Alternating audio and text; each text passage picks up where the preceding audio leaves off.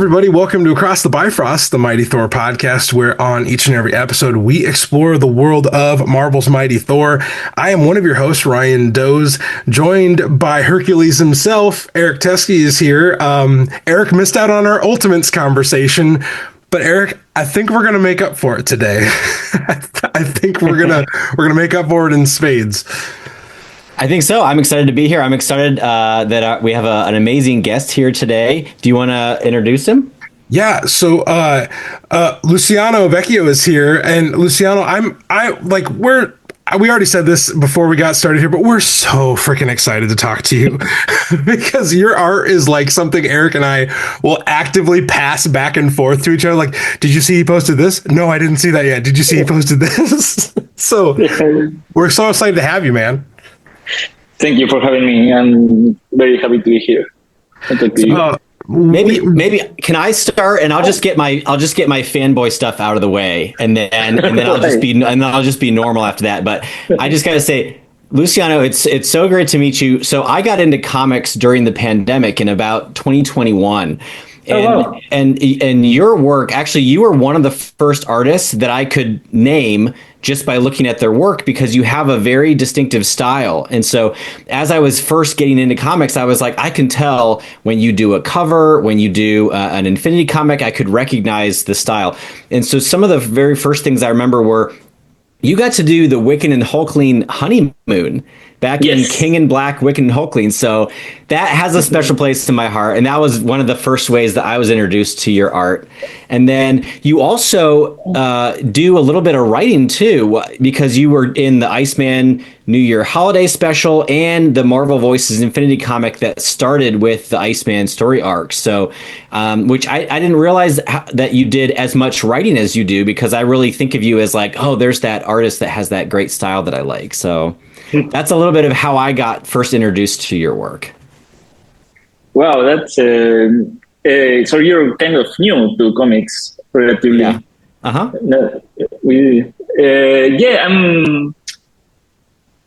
I consider myself an artist first, but I do write also. I did get those few opportunities to write a little Marvel Voices and Iceman.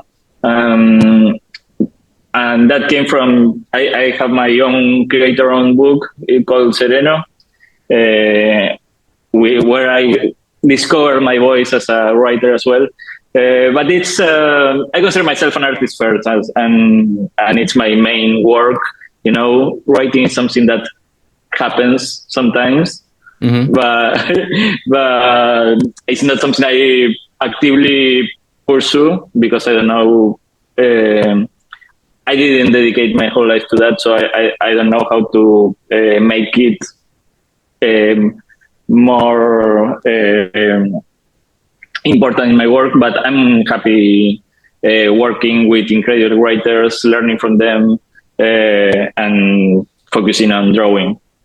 Well, how does that come about then? So if you think of yourself as an artist first, and you're not sort of actively seeking out these writing opportunities, how does writing come to you? Do people just know that you do it a little bit on the side, or do they seek you out? Or, how did those kinds of opportunities come up if you're not really being intentional about? I think it was a happy accident because, I am very vocal about the activist part of my work. I am interested in LGBT representation in comics from an artist perspective, but also as a writer or someone to have something to say about it.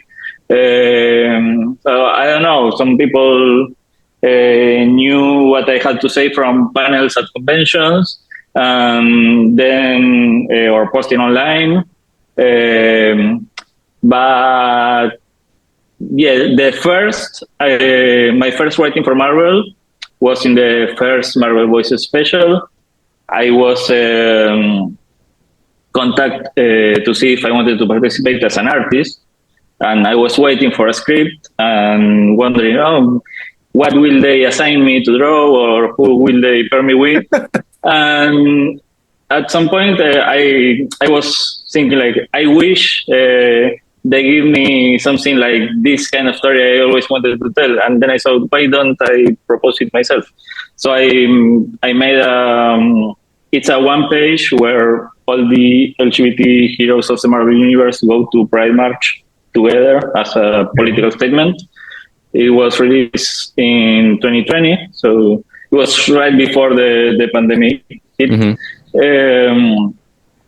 So yeah, that was my first, and then I used there was some free time to fill during the quarantine and stuff.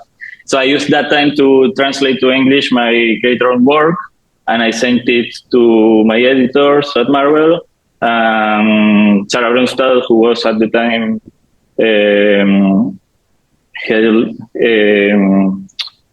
in charge of the Marvel Voices Pride specials. Okay. She gave me the chance to write more. I love that.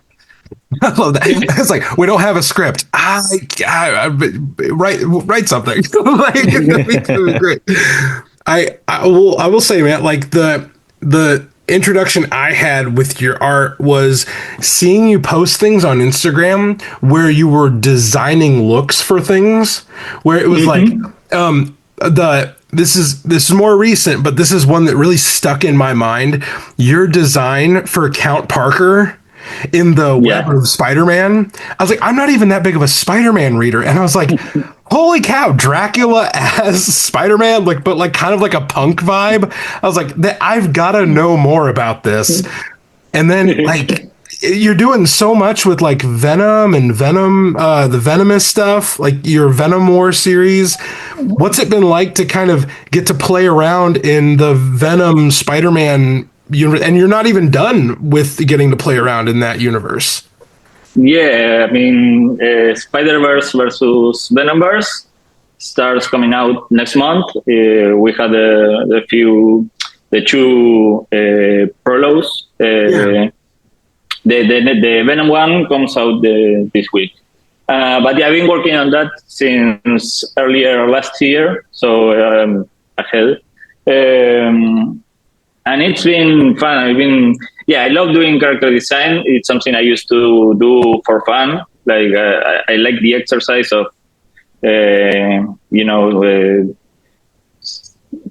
studying a character's history and figuring out what will be a new outfit for modern times or for a special occasion, or like a twist or an amalgam character or a Hellfire Gala fan art, and then that became part of my work. I mean, people started appreciating what I do with character design, and they actively asked me to do that, which is great. For example, Count Parker, I designed him just for the cover, because I didn't draw that story. But in the main Spiderverse versus Venomverse series, we have a bunch of new characters and some old ones with new looks, like the Japanese Spider-Man, which was announced last week and already has fan art, and it's that's incredible when that happens. Yeah, either when people do fan art or cosplay of my designs, it's mind-blowing. And it's when you realize it really connects with the audience, because, I mean, putting together a costume is such a work of love. It's time-consuming. It's you don't get anything more than the fun and experience. So it's very rewarding, I couldn't agree with you more. We actually, one of our co-hosts that isn't here today, he is a avid cosplayer, and he is like a Thor cosplayer, Captain America, does a few DC characters too, Absolute Superman, who you've done like a series of designs for with Batman and Wonder Woman, which are kick ass. The Japanese Spider-Man, that really that really stood out in your feed because he's so clean. He's so like, oh, he's just so freaking cool. And I love the Count Parker design. I'm already coming back to it because I just Yeah. I love that in the webbing that would be on the suit is trails of blood, and I'm like, Right. that is so genius. Like it's like so simple, it's perfect. I loved that. Yeah, and those are the kind of elements that appeared sort of by accident because it wasn't in the character description. Like what I got was Vampire Spider-Man, 80s vibes, kind of glam rock. Very. Then I was figuring out how to translate that to the costume.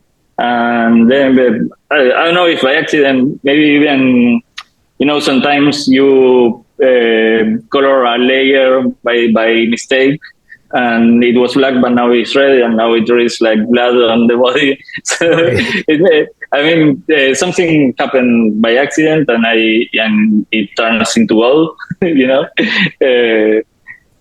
that was a fun one.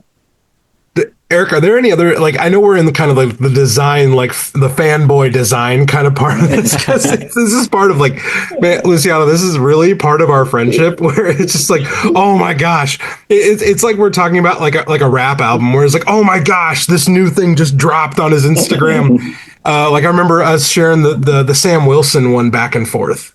That design, was that for a variant cover? Of something, or was that for fun thing? You mean the one with the gold? Sam Wilson. You did one with the helmet, I think. Yes. No, I went to see Captain America to the movies, and I was drawing the Avengers. I'm doing a series of Avengers cover focusing on each character, and I love the Sam Wilson Captain America design. But I always felt like it needs a full cowl to read as Captain America more. But it's just something I did for fun and to post. That's the kind of things I do just for fun, and it's not work, and it's just me being a fanboy myself. I try to keep doing it because it's what keeps my machine running, like creativity flowing. So it's just a fun exercise I share. Mm-hmm. I love that. With the design work, and you've been, you said you sort of just have been dabbling with character design. You've been doing it for years and years. Do you have any background in like fashion, in theater, and anything that would or is it just literally something that you get from doodling over years and just playing? Yeah, it's mostly that. I had some. I studied graphic design and animation, and I did like character design, the workshops. I try to keep myself updated, but it comes mostly from the work, the exercise. I've been working in drawing my whole life. I never did anything else for work. I started small and it grew to what it is now. But yeah, it's years and years of obsession and practice. Obsession can pay off, everybody. Yeah. I'm curious, who would you say are your sort of artistic influences? Because like to me, and I'm kind of new to the industry too, like your style is so like I can pick it out of a lineup so easily. It's so intentional. It's so clean. It's a little bit cartoony, but not in a silly way. It looks like you could, just pick it right off the page. Like it's so well defined, I think. But still at the same time expressive and like a caricature of these characters. So I guess who are your sort of artistic influences? Who would you say that you picked up ideas from, or that your style is the closest to? Well, it's been a wild ride of mixed influences, because when I grew up, I was reading American comics, and my influences were, George Perez, José Luis García López, Phil Jiménez, and at early when I was learning, I intended to be that kind of more realistic artist. But then in my teen years, I started reading manga and watching more anime, and I wanted to mix some elements and bring the expressionism of anime to the realism of comics, and also the visual like taste. Totally. I ask myself why can animation look a certain way and comics can't, if we have the same tools to do both. So that was kind of what my field of experimentation. I'm talking about my teen years, and when I started working, that I carried that with me. So then I started looking at artists who do that kind of fusions, like, I don't know, Humberto Ramos or Francis Manapul. I don't know, very mixed influence. It's not like I can say there is this certain school I follow. It's a lot of different stuff that I try to see what can I apply to my own, if that makes sense. No. Yeah, absolutely. And even in the comic that we're going to talk a little bit more in depth about today, which is Storm #7 that just came out, you can tell that you're still experimenting and playing, because although I think your characters have a very particular sort of look to them, there are panels and pages on here that feel much different and have much, more ominous or, brush weight, different types of lines that you're still experimenting to throw into the mix, which is really, I think, fun to see. And also then is very attention getting because it stands out from the rest. You know what? I couldn't agree more. I'm sorry, Luciano, that Black Winter panel is permanently seared into my brain. It looks like the cover of a metal album. That's awesome. Yeah, and that one is particularly experimental because I work completely different than I usually do, because I work digitally, but I try to imitate the technique. I don't know the wording in English. In Spanish, it's esgrafiado. I don't know what it's called in English, but it's when you start with all black and you scratch to create the light. Yeah, so I was drawing with white lines and white, like scratching blackness and to create that page. You're doing the reverse of it. Of what you would normally. No. I didn't draw the line and then negatives. I started from black and brought the light from up. Yes, I love when.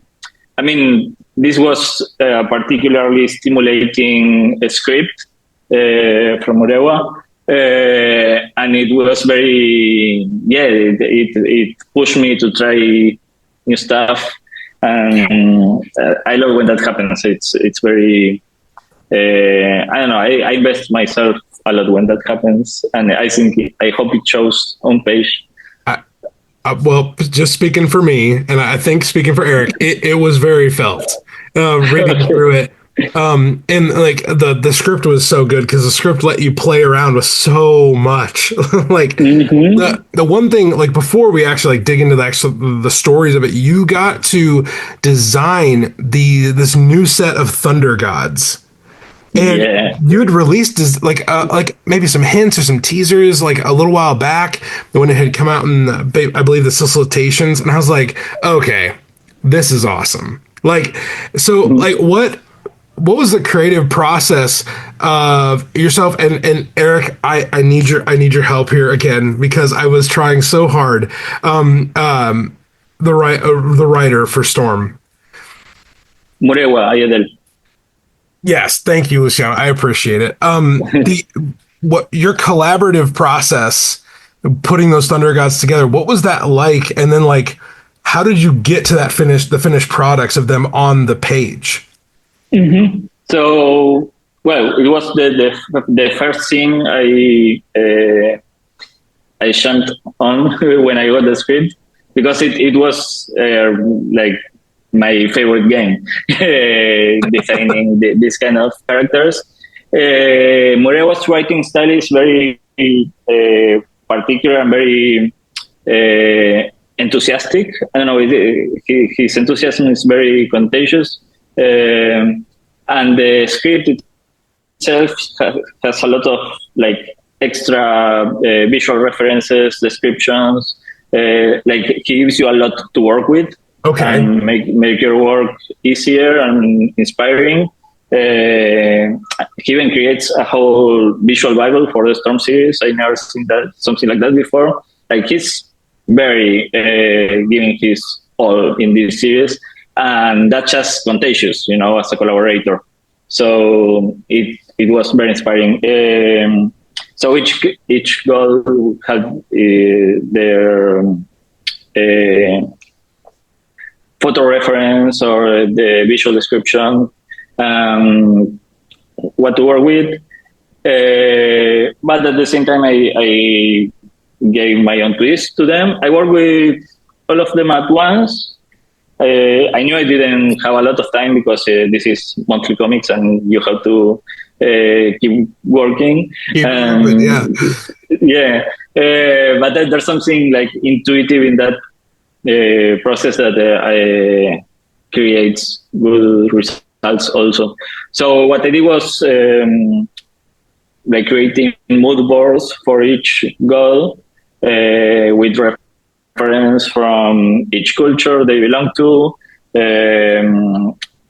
other appearances in the Marvel universe, which all of them have some kind of appearances that we kind of chose to ignore, but they did appear before.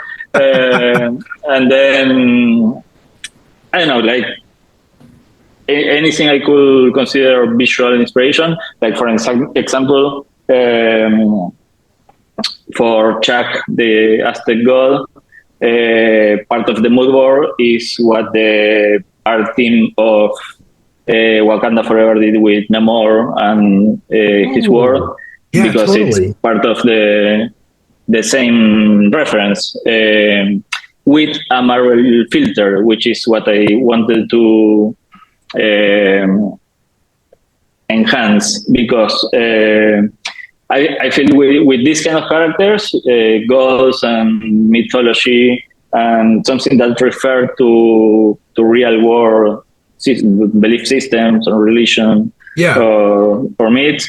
If you stick too close to the reference, it can on one side, on one hand, it can be a little generic because everyone who creates that character, there are millions of versions of Susano or Yeah. Sango. But to me, this has to be the version that can only exist in the Marvel universe.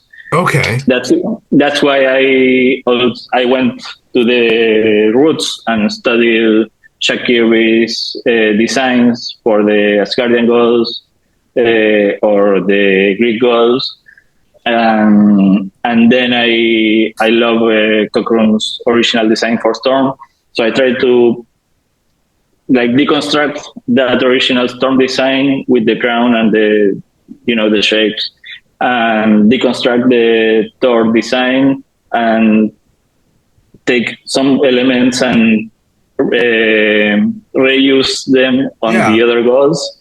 So the white circle becomes a constant, or the shape of the crown also appears in a way in Chuck's crown, but in a different shape. So yeah, I kind of applied a classic Marvel filter to all those other references I was working with. and I'm very happy with the result. I hope they stick around forever. Thank you for helping me see them, because I've got them pulled up on my phone right here to the left, and I'm like, right when you said like in Jake's crown, you can see a little storm, and I was like, I didn't even see that. Like now I just get to read it again. That was better if it's not so obvious, you know. You see the white circles that are like very important in Thor's design are on all of them. Yeah. Oh gosh, that's great. And that makes it so that Thor, it's almost like Thor's design all along was just part of this web of thunder and storm gods. And so it really feels like it retroactively makes, like, what are those, circles on Thor's costume? It feels like, it's because he's part of this, right. has this thunder god heritage. I've also noticed some very Thor looking boots, like the knee high with the huge knee pads on it. Those totally definitely. And at the same time, they're very similar to what these boots are really close to the art references for the Susano god, but with the knee pads from Thor. Yes, thank you for catching that up. You mentioned Susano. I'm just gonna say, I thought I was like, oh my gosh, Luciano's doing Raiden from Mortal Kombat. This is awesome. Well, yeah, I am a big Mortal Kombat fan, so that reference is so kind of obvious. Yeah. Especially the way he teleports and evades attacks. That's the reference is there. That's what I was going to ask. It sounds like Murawa is really giving you detailed reference and a lot of notes. It's like he has a lot of this fleshed out in his mind of the sort of how the powers show up, because they all have slightly different storm related powers, like the teleporting, the breath, the different kinds of things. So that all comes to you in the notes, and it sounds like do you enjoy having those almost like constraints? You don't just want to start with a blank page. You feel the most creative when you have something to be working on to iterate from there, as opposed to just creating things from whole cloth. Do you like having some parameters like that or collaboration like that? Yeah, I find it expansive in a way, because it's not really like micromanaging or controlling. It's it gives you something from where to start. For example, Susano actually was described as super fast, like more like the Flash. But I felt like that he moves super fast, but he leaves an after image, like when you see thunder, light and lightning on the sky, and you see the after image on later. That's what I wanted to evoke. Or like when a flash bulb goes off right in your eye and you still see the thing. Yeah. That's what I was going for. And that was me enhancing what was already in the script. So it's I take it as an opportunity to add more but not from nothing. Like I work best when I can, like with character redesign, you work with something that came before and you do a little remix. In this case, it's something similar, like there is a strong input and I can add my twist to it. Mm-hmm. There's a starting point. There's a primordial part of it that you're helping to evolve into something new. So I feel like we've almost talked our way through the issue already, but like there's a few things in here that I would encourage people. Mirawa is like laying out this crazy cool story where Storm is like the eternal Storm now, and I'm like, God, how did no one stumble upon that name before? That's so good. And she's like, basically, she gets this big power boost. But at the beginning of this issue, Luciano, you do this thing where it's almost like a nesting doll kind of thing, where Silver Surfer defeats who I Surtur to get Surtur's sword. No, Ryan, you got to look closely. So Is it Beta Ray it's Bill? Beta Ray Bill and Damn it! I knew I was going to get that Cosmic wrong. Ghost Rider. Cosmic Ghost Rider's there too. And so, my goodness, he becomes, because we've seen Silver Surfer Black before, but this is something different. This is Silver Surfer Soot. He's all smoky and cloudy. Yeah. So I just kind of want to like undo the nesting dolls here. The design for Silver Surfer, like deciding like you wanted to make it almost like a silver smoke, is so awesome. Like, what was the process behind that character design? Well, it was he grabs the sword. I don't know don't remember the name of the sword. It's introduced in the Beta Ray Bill miniseries by what's the artist? Daniel Warren Johnson. I think so. Yes. Yes. So I was studying the way he draws the smoke, because it's very particular. It's very his style, and I was trying to translate that. I learned how to draw smoke from looking at him, and Awesome. injected that into the character. You know, it's like his Yeah. exuding that cosmic smoke, and then this was part of Murewa's description, that the body of Silver Surfer becomes sort of transparent, and you can see like the parts of the skeleton, like Cosmic Ghost Rider, who was in the first page. So there's some, you can see a little bones showing through. Yeah, like the rib cage, and you can see it's a little bit translucent, a little silvery, and like I think cosmic smoke is a good way to describe it. It's very ethereal. Yeah. And it leaves a very dense trail when he soars on the. I wish and now it always happens that when the issue comes out and you read it, I feel like I read it for the first time, and I always figure out something I will have added to the design. Why didn't I think of adding the sword has like a design in it, like a. Why didn't I add that to the surfboard? It would have worked. For example, that happens. At the same time, I just needed to draw that page on one day, and I did it. So, get it. Like you said, it keeps going. You need to get the out the door. You can take forever.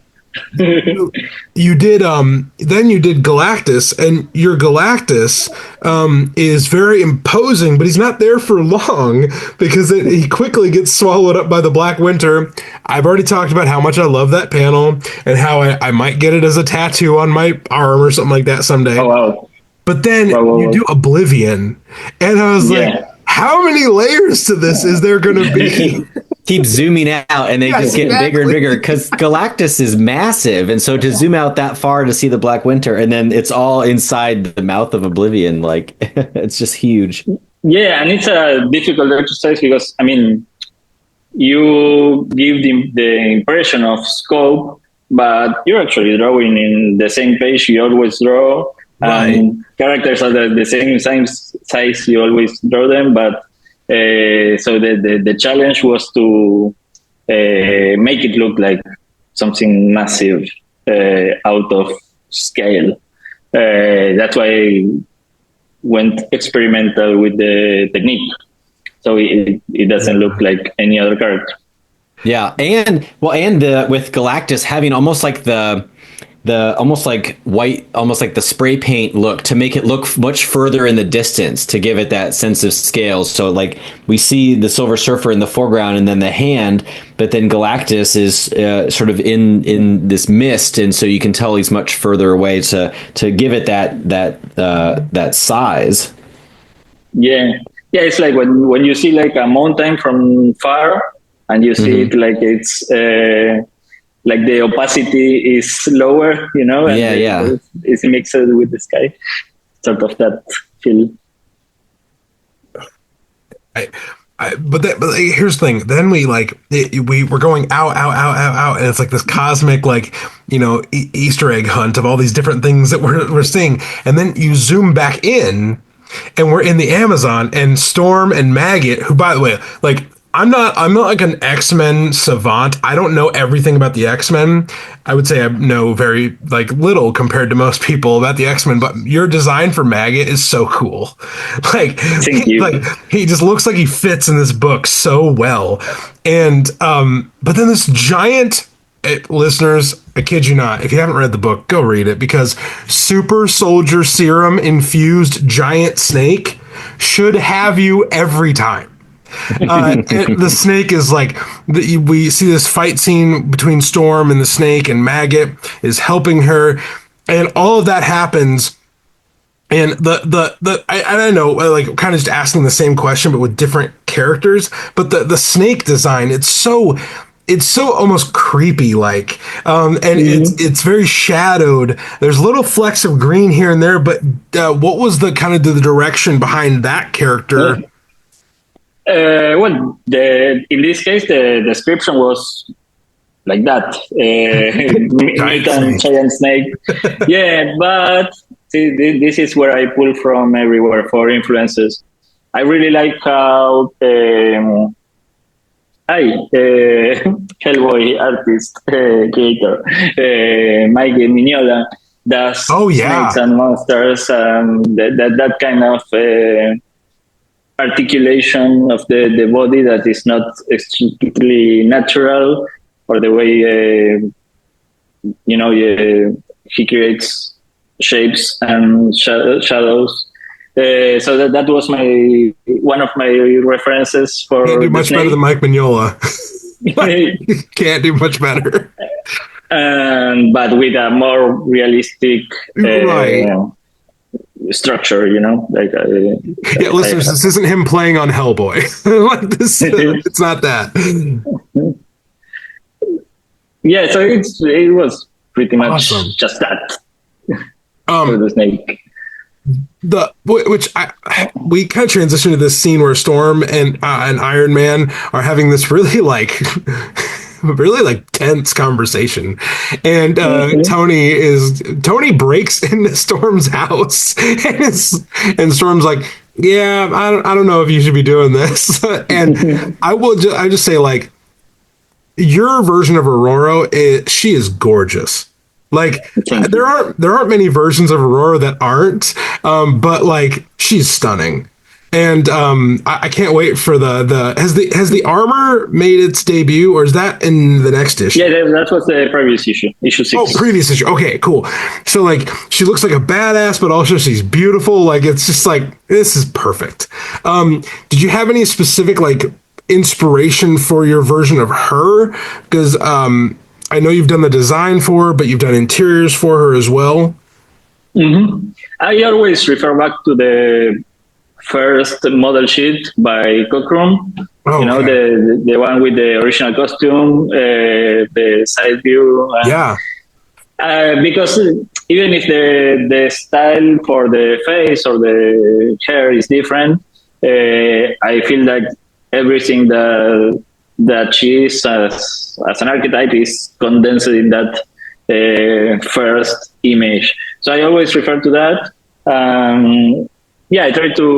I worked with her before in Resurrection of Magneto. So I had I have the accumulated experience of having drawn her many times. And of more current artists, Lucas Werneck, and he's phenomenal. yeah. I mean, he's the lead artist in the series for a reason. Russell Letterman's version I also like. But yeah, I I refer to the classic. I try to add like a modern sensitivity to her with the features and the hair texture, and because I know people appreciate that care to detail.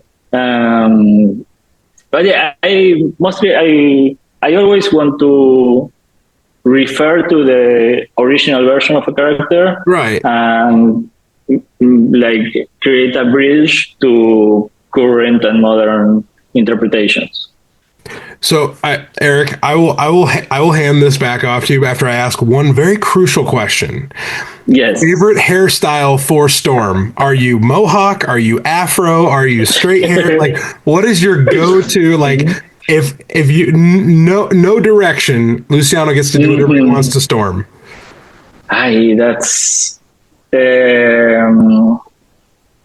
That's tough. Only the hard. I like the big hair we currently have until this issue. Spoiler. until parts of the issue, yeah. That hurt a lot to draw, but that was the intention. Yeah, I like the because it's kind of new to her, like having the big hair and all that. But in this case, and like in this issue, she has the one side of the head is braided. Yeah. So it's not like a full free flowing hair. But I think Eternal Storm has the fully free hair. So I think Eternal Storm will be my answer. Yeah, perfect answer. Perfect. Because she does. Someone takes a little off the side or off the top in this issue. Eric, if you wanna, I've shot my shot here, man.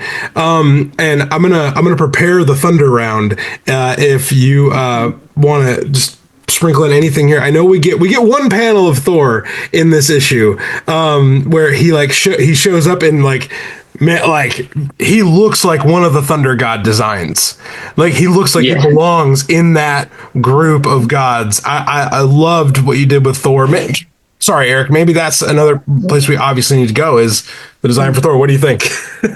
Well, I'm glad that we got to see at least one page of him because Luciano, you're just on just this one issue, right? You're not doing the issue 8. Is that correct? Mm-hmm. Yeah, that's correct. So this is really the all we get to see of your version of Thor. Have you done Thor before, or was this the first time?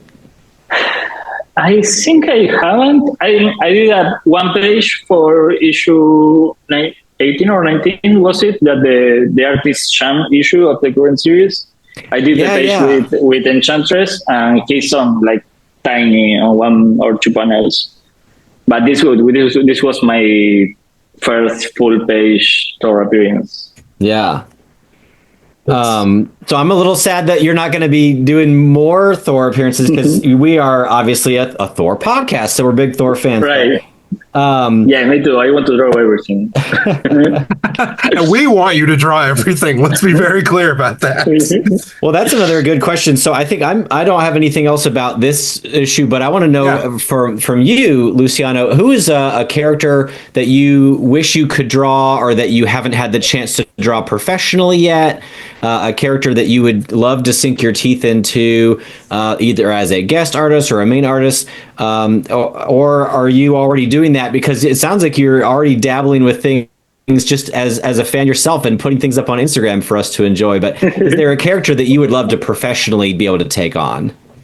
Yeah, it's happening. It's crazy, but it's happening because Storm used to be that answer. We're gonna help you out that answer. Young Avengers in general are still in my bucket list.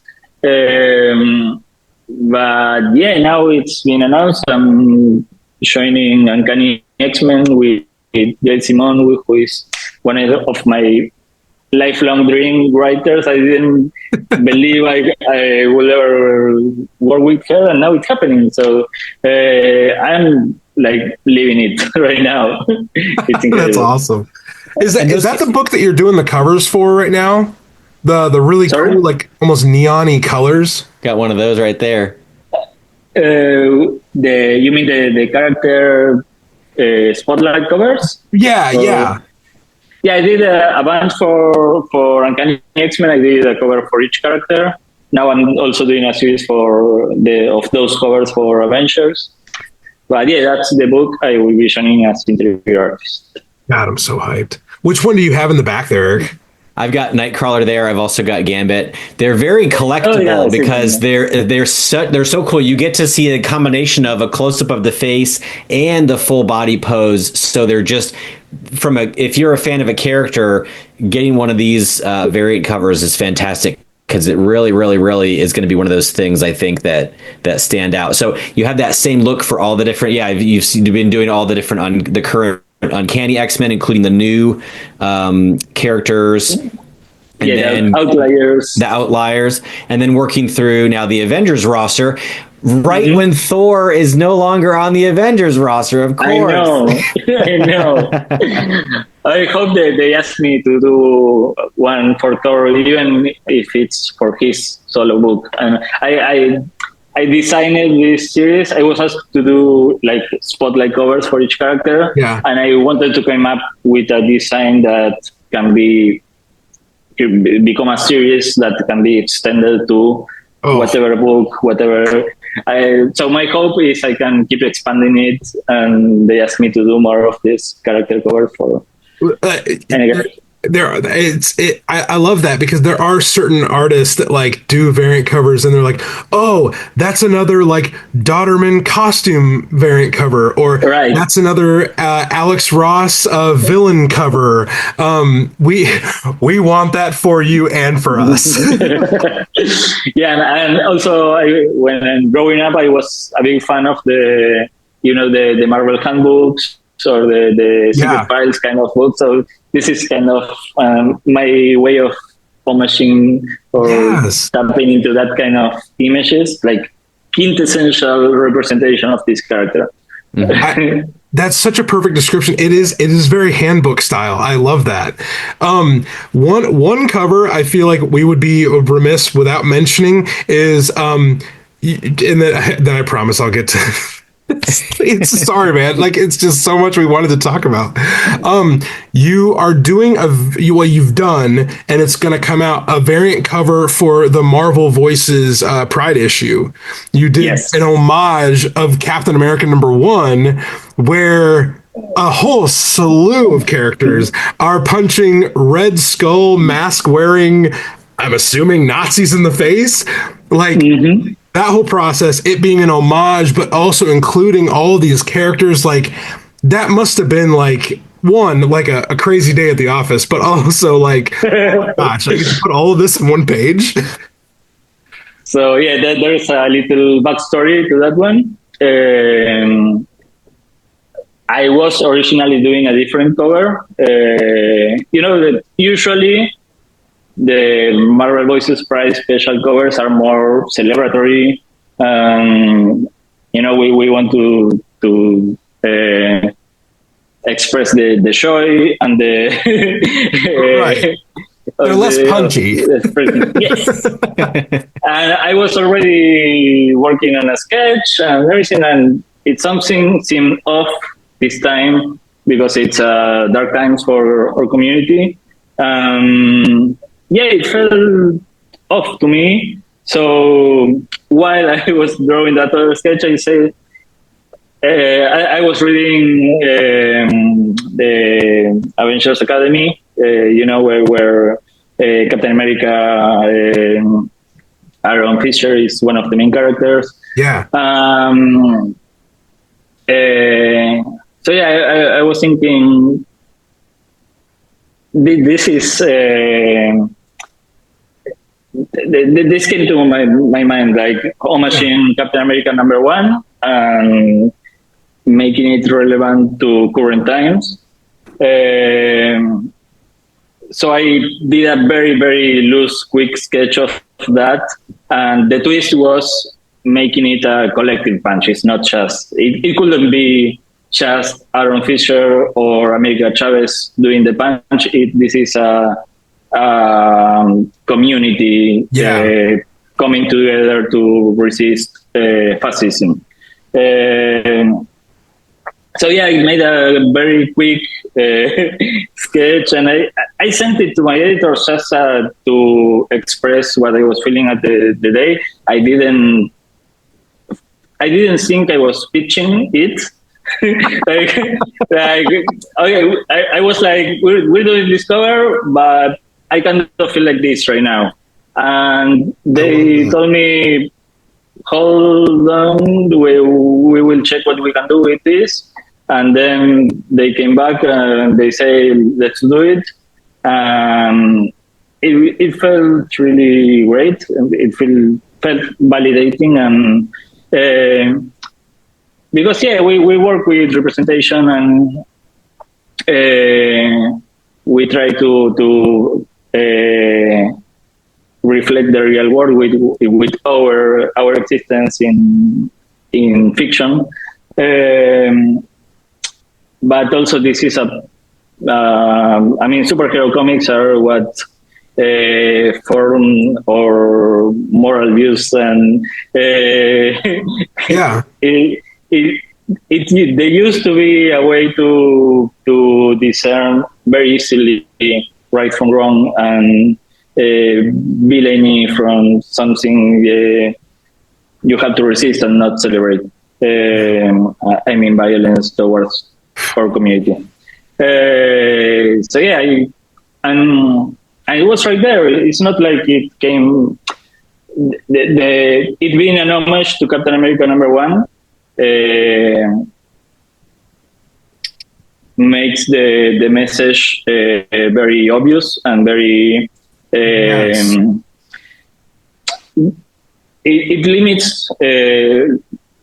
I hope. A sort of resistance, like you can't deny that Captain America was a character created for to represent something in that in that time, in that context, that translate to current times in a certain way, and that we can tap into and update to to inspire ourselves in hard times, and to that's what we do superhero comics for. It's not just entertainment, it's we are invoking our best version to navigate an unfair war. And when you put things out into the world like that, you have the ability to influence a culture and to make a statement that's just beyond something that you can say, but it's something that we can feel. And I think that's so cool that it started as something very authentic to you, something that you're like, this is how I'm feeling right now. And it's not this gimmick that the editors came up with and they're like, wouldn't it be funny if we did this? It's really coming from a personal kind of emotional place of like, this is what I want to put out, or this is kind of how this is what the world feels like right now. It needs. So that's why I was very grateful for the. Because it becomes a collective effort once I pitch it at the editors. I imagine someone had to had a talk with someone or make the decision, But they didn't have it with you. Just me. Mm-hmm. Oh man, I when I saw it first, I was like, oh, I'll bet people have opinions about this one. But I loved it so much. Like, I don't know. I would have totally beaten myself up if I didn't have you here and I couldn't ask you what the process of that, and the story you just told was 10,000 times better than what I could have ever hoped. But Luciano, thank you so much for spending time with us today. I did have 5 quick Thunder Round questions for you. This is just so people can get to know you on maybe a different level, like a more personal level. Sure. So however you feel like answering these, please be our guest. And then at the end, we would love to promote the books you have coming up, because I know the Venomverse, Spiderverse books are coming up, and you've put so much amazing work into those. So we definitely want to promote those. First question. I'm sure you've thought about this, drawing all these superheroes throughout the years. If you had to have a superpower, what would you have? I always go with flight. First, it's what I do when I dream. But I also really like Cypher's power set of knowing and using every language. Because, for example, now I'm like not at full capacity speaking English, and I wish I could speak any language or read, or that will make life so much more interesting and easy, like going anywhere in the world and being able to speak the language. No barrier. Crazy enough, you are not the first person that has said Cypher specifically, because I think people are like, oh my God, that would make things so much easier. Absolutely, yeah. But then I don't know, invulnerability and something that prevents pain. It's just I don't like getting hurt. I agree with you there. Second thing, what is your go-to snack or drink? Like you're in the middle of a long day and you just grab for this thing. What is your go-to? Mate, I don't have it with me, but I'm sure Martin Coccolo will maybe say the same, because it's what we do here in Argentina and also in Uruguay. That it's like a drink, like an infusion. It's like a sort of tea that you pour hot water into it and sip from it. Okay. We do it all the time. Okay. Mate. I'm sure Martin will set us straight on that. Yeah.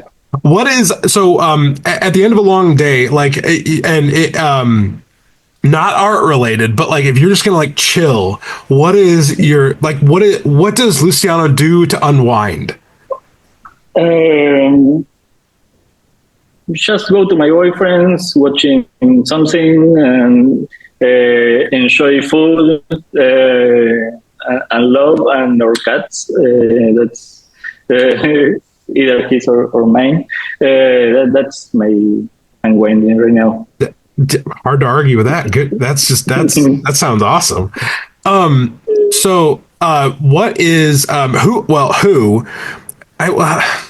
I guess Eric already asked this question. So Eric asked one of the questions I had written down. It was, what's a character that you would want to like work on that maybe haven't gotten the chance to dig into? So we'll just say Eric already asked the fourth question. We'll end with this question.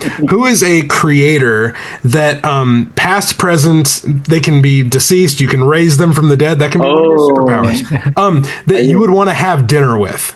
Like you're going to sit down, you're going to chat for like an hour plus and just kind of like dig into everything. Mm-hmm. Well, right now, for practical reasons, I will say Gail Simon, because we're exchanging emails and starting to work together. And for me, it's very special experience, because I have a past as a fan of her work, and now I'm a peer, a colleague, working together.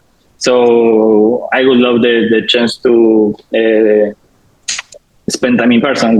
This is the moment where long distance working has its perks. I would say her. Grant Morrison is someone I always used to to want to meet.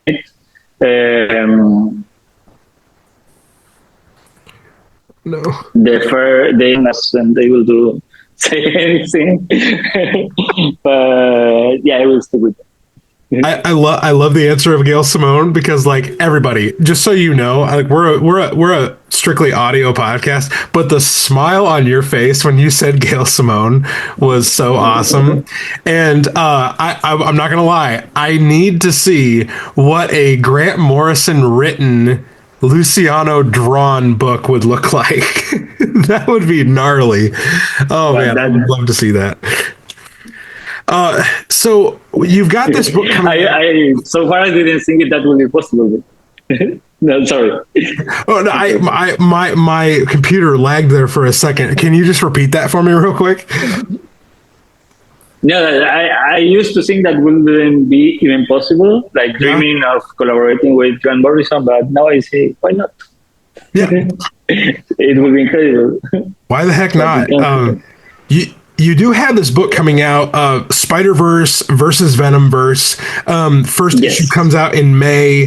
Kyle Higgins, I believe, is the writer. Yes, and Matt Groom. And Matt Groom. Okay. So I know there's probably not a lot you can say about this book, but what, like, listeners that are going to check it out, because you've done the two preludes, Fresh Brains and New Blood, fantastic titles. What would you like listeners to know about this book, and like why should they go pick it up?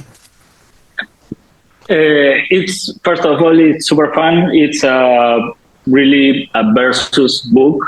It reminds me a bit of comics like Avengers Arena, or mangas like Battle Royale. Like there are cosmic forces putting the spiders and the symbiotes against each other, and it's all about the action, the fights, and the dynamics that rise up between them and the teams, and what they want to do once they're put in this situation, which means eliminate the enemy or be eliminated. So it's really high stakes for all of our characters. And this is not, this is main universe Peter Parker with a bunch of other spiders. Yeah. And we're introducing the main Venom. It is an alternate Venom, but it's like quintessential Venom, Eddie Brock, with some details in his past that change the course, that make him different from 616 Venom. That I think are very. I know I'm new to Venom as a reader, but I've been working with this side of the Marvel Universe for a while now. I think for readers who miss the more classic approach to the Little Protector Eddie Brock Venom, the one we see in the movies and we used to see in comics before the franchise got really big, we'll find something here for them. Okay, wow. Big fight feel. There's classic vibes aplenty, and you are not short on the spiders or the symbiotes. You've released a few of the designs on Instagram, so I would encourage everybody to go over to Instagram and just like gush about like all these different designs and stuff. Eric, do you have any final thoughts or things you want to just get in before the end, and we'll do our little silly plugs? I don't think so. This has been an absolute treat. Hopefully I don't come off as too nervous or nerdy, but I mean, Luciano, it's just so nice being able to spend this time with you and chat with you. Like I said, you are really one of the artists when I first got into comics that I really gravitated towards and really connected with your style. So I love to see, the great looks that you're putting out, and also the experimentation with new forms and new methods and things like that. So I'm such a fan, and it was so nice chatting with you. Thank you so much. I really appreciate all that. Everybody, we're making dreams come true today on Across the Bifrost. Everybody, if you want to check us out, you can head over to our Instagram, check out our stuff. It's not as good as Luciano's, but it's there, and you can check it out. And also, we have a Discord. If you want to keep the conversation going, click the link in the episode description. We can talk about this episode. You can go over there and you can tell us what you thought about it. And what was your introduction to Luciano's work? That would be a nice thing to know. Also, Patreon, if you wanted to get this episode early, well, you could have done that if you were part of the Thor Corps. So click that link, check that out. But everybody, just remember, whether you're traversing the Spiderverse or the Venomverse, whether you're helping Storm fight off new Thunder Gods, whether you yourself have a character design in your brain that you just can't help but get out, whatever you're doing, wherever you are, just remember to stay worthy.